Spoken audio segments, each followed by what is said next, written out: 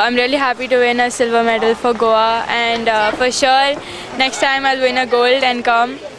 And yeah, it was a great success.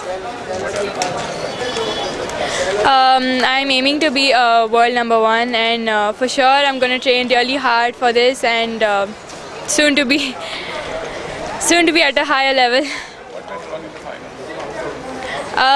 Nothing as such, but I didn't play my game in finals, and I was a bit pressurized. But next time for sure it will be a gold. A big achievement for Goa that a player from our shores could manage to match the players who are practicing very hard in the top academies of India. This itself shows that there is a lot of talent and pool in Goa